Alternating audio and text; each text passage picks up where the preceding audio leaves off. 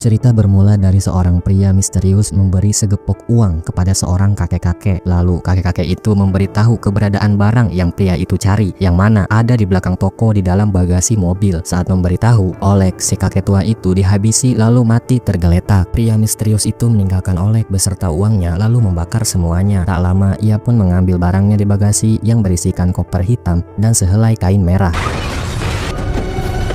Scene beralih kepada tokoh utama yang bernama Kopek yang tidur bersama pacarnya Nora. Kopek ini adalah pria yang sangat sayang kepada pacarnya, yang mana Nora ini sedang hamil. Namun Kopek merasakan dirinya belum pantas menjadi seorang ayah, dikarenakan dia merasa harusnya ketika ia sudah memiliki anak, dirinya sudah mapan subur, kaya raya, dan makmur. Di satu sisi Nora yang tulus tidak mau Kopek berpikir seperti itu. Namun pacarnya hanya ingin Kopek mempertimbangkan keinginannya untuk masuk kembali ke akademi polisi, yang mana itu adalah keinginan Kopek sedari dulu. Di sini Kopek berpikir pesimis karena dulu dia pernah daftar sekali di akademi. Namun sayangnya malah rungkat. Menjelang pagi hari, Kopek dan Nora pergi bekerja bersama-sama menggunakan bus, yang mana mereka bekerja di maskapai penerbangan. Hari itu yang dijalani Kopek adalah hari yang sangat sibuk di bandara, karena akan ada banyak orang-orang yang pulang ke rumah untuk merayakan malam Natal bersama para keluarganya. Di sini Kopek bekerja sebagai orang yang mengecek isi dalam koper orang-orang yang ingin melakukan penerbangan dengan cara menggunakan alat yang bernama X-ray. Apabila ada benda yang berbahaya, Kopek tidak akan melepaskan orang tersebut untuk melakukan perjalanan. Pagi itu akan ada 200.000 penumpang yang akan melakukan perjalanan. Kopek dan petugas lainnya akan melakukan pekerjaan itu untuk mengecek barang bawaan penumpang.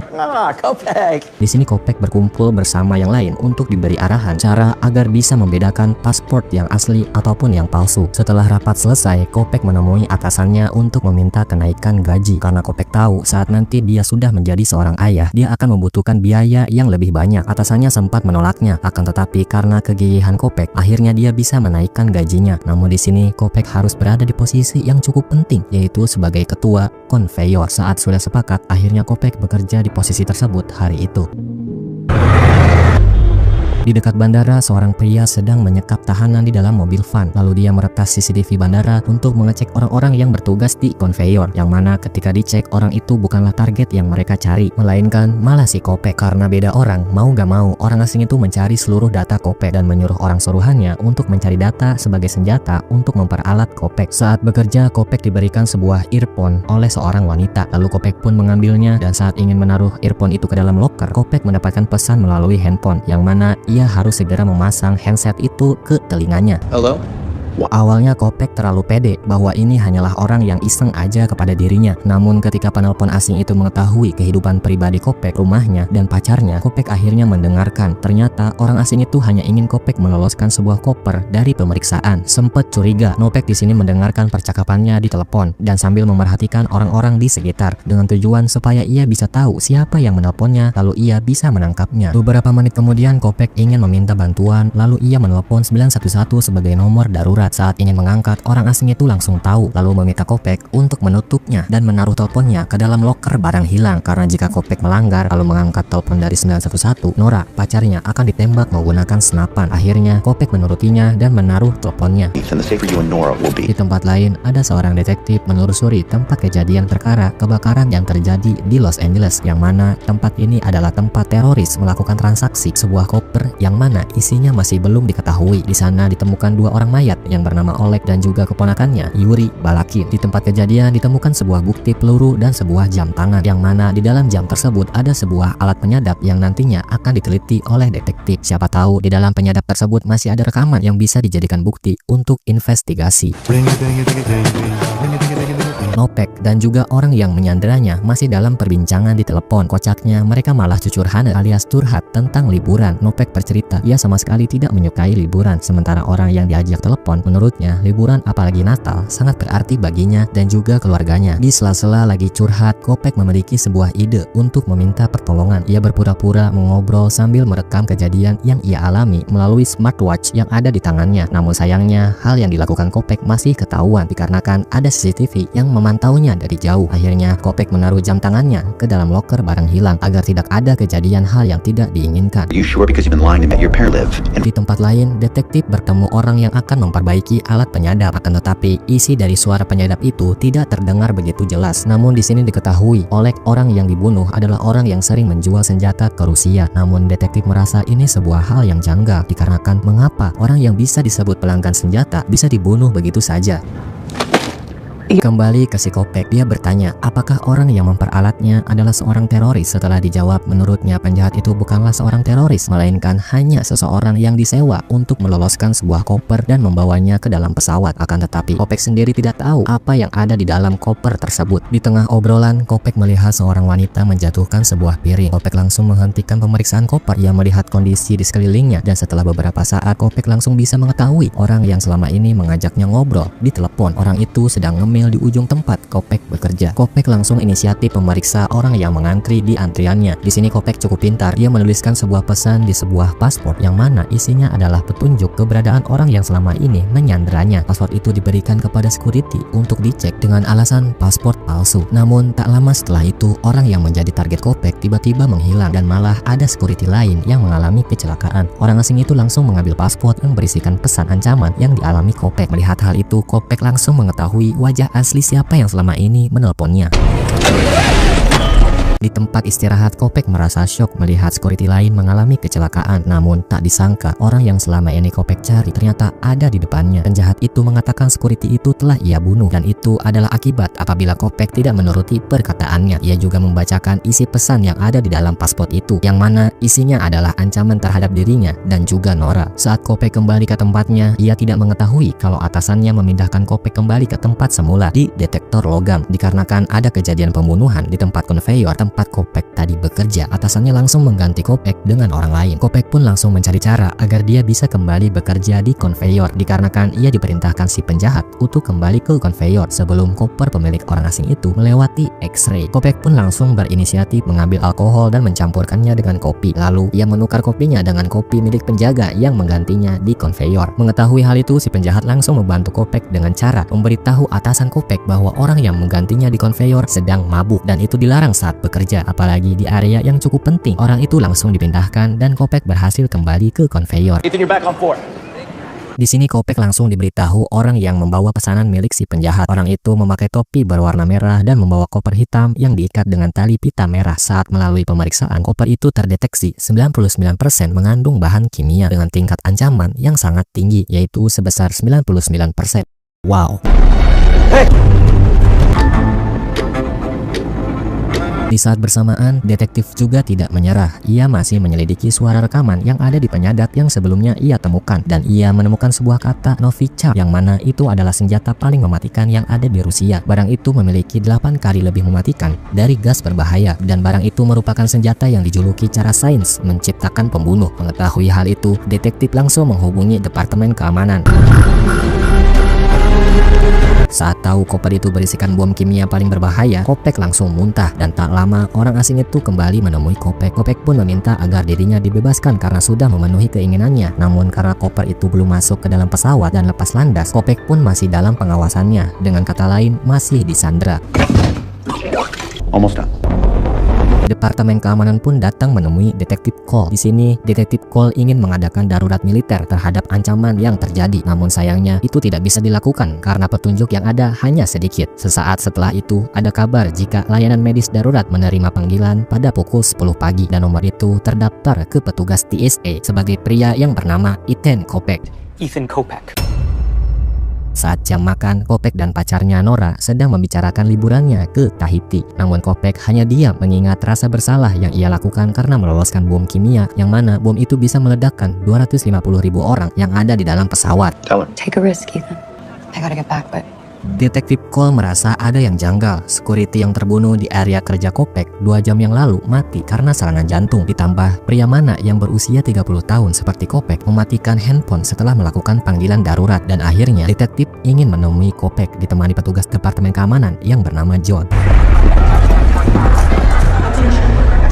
Para Para polisi akhirnya di sini berdatangan memeriksa kondisi di dalam bandara. Mereka memeriksa barang secara acak agar tidak terjadi hal yang tidak diinginkan. Polisi juga meminta semua jalur bandara ditutup guna untuk mencegah kaburnya tersangka di lokasi. Semua pekerja TSA dikumpulkan berunding untuk melakukan pemeriksaan secara acak sebanyak 50 penumpang yang mana datanya akan dikirim melalui terminal data milik atasannya. Kopek mengetahui hal itu, ia langsung mengambil keputusan, yaitu ia langsung mengambil satu terminal data dan login menggunakan data atasannya. Lalu ia mengganti nama orang lain dengan salah satu nama anggota yang menyanderanya, yang mana orang itu adalah orang yang membawa koper berisikan bom kimia. Kopek pun dicurigai telah melanggar aturan. Karena sudah terlanjur, Kopek pun melepaskan telepon itu lalu berlari cepat menemui Nora. Karena Kopek tahu ia telah melanggar aturan, maka satu-satunya orang yang akan dibunuh adalah pacarnya, Nora.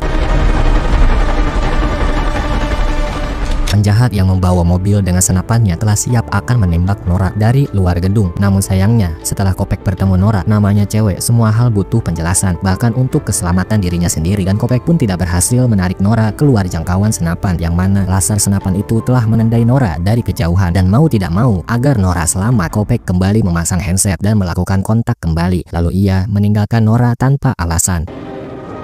Di toilet, Kopek kembali menanggung akibat dari ulahnya sendiri. Ia dipukuli dan diperingatkan apabila melanggar aturan. Nora kali ini benar-benar tidak akan selamat. Namun di tengah perkelahian, Kopek berhasil mengambil pistol milik si penjahat dan ia meminta agar Nora dibebaskan dan melaporkan dirinya sendiri ke polisi. Akan tetapi orang asing itu tiba-tiba mengaktifkan bomnya melalui ponsel miliknya, yang mana dalam 10 menit bom itu akan meledak dan menghancurkan semua orang yang ada di dalam bandara, termasuk Kopek dan juga Nora. Dan mau tidak mau, Kopek disuruh untuk menjinakkan bom itu. Dengan bantuan akan dipandu oleh si penjahat bagaimana cara menghentikan bom itu melalui telepon.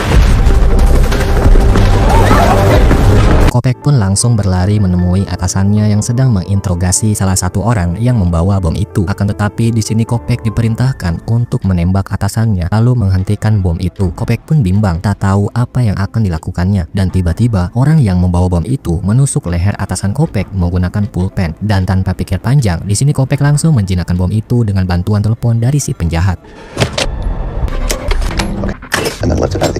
Detektif Cole dan John sedang dalam perjalanan menuju bandara. Di sela-sela perjalanan, Detektif Cole mencari tahu latar belakang John yang menurutnya mencurigakan. Dan benar saja, John merupakan orang yang menginginkan salah satu bom kimia. Ia juga berniat memantau 4 orang penting yang melewati Los Angeles. Dan 4 orang itu adalah marinir dari Arif Jan yang akan bersaksi di depan Kongres soal insiden Aleppo. Mengetahui hal itu, Detektif Cole langsung mencoba menangkap John. Who are you? Di tempat lain, Kopek dan juga Matteo sedang membawa koper ke tempat penyortiran. Namun Matteo diperintahkan untuk segera membunuh Kopek karena apabila tidak dilakukan, istrinya sedang dalam penyanderaan yang akan dibunuh.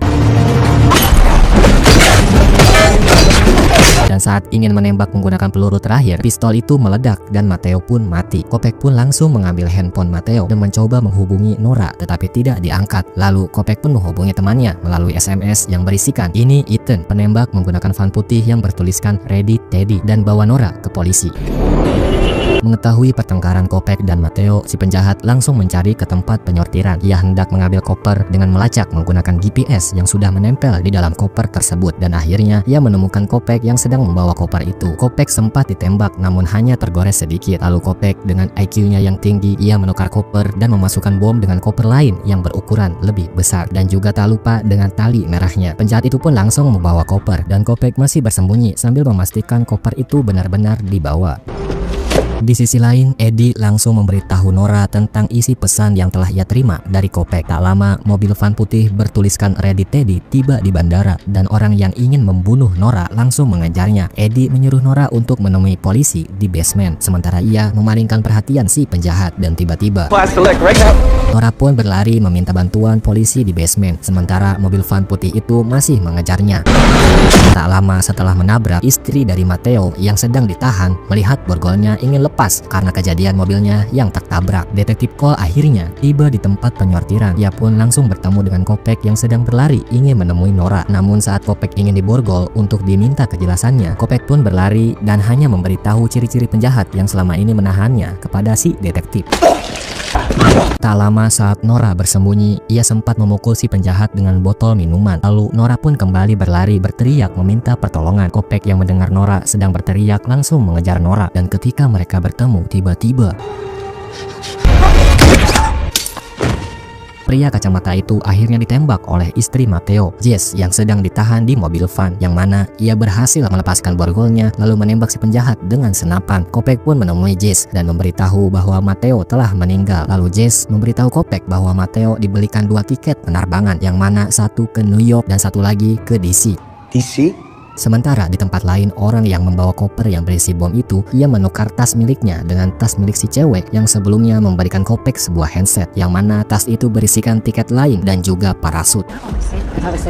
Di tempat lain, detektif Cole menerima info bahwa Alcott yang sebelumnya ia temui bukanlah orang yang asli. Ia adalah mantan intelijen dan juga orang suruhan yang disewa kontraktor pertahanan yang merupakan penjahat yang harganya sangat tinggi. Si penjahat pun telah memasuki pesawat yang akan terbang ke Washington DC, dan saat ingin menaruh koper, tiba-tiba saja kopernya tidak muat disimpan di kabin dikarenakan kopernya terlalu besar, dan salah satu pramugari memberitahu jika kopernya terlalu besar, ia meminta agar koper itu ditaruh di kargo pesawat. I can check it for you. No, I promise. Nora dan Kopek langsung melacak keberadaan koper itu yang selama ini telah ia tandai. Setelah di-scan oleh pegawai, koper itu langsung terdeteksi yang mana akan melakukan penerbangan menuju ke Washington DC. Mengetahui hal itu, Nora langsung menghubungi kontak terkait untuk melakukan penghentian penerbangan. Tetapi dengan IQ-nya yang tinggi, Kopek menghentikan Nora karena Kopek tahu jika itu dilakukan, si penjahat akan meledakkan koper itu dari daratan dan semua orang akan tewas. Dan di sini Kopek memiliki insting binatang. Ia berencana akan menjinakkan bom itu di dalam pesawat karena ia tahu ia telah berhasil mencobanya sekali. Lalu Kopek meminta Nora untuk memberitahu kepada detektif bahwa untuk membiarkan pesawatnya lepas landas.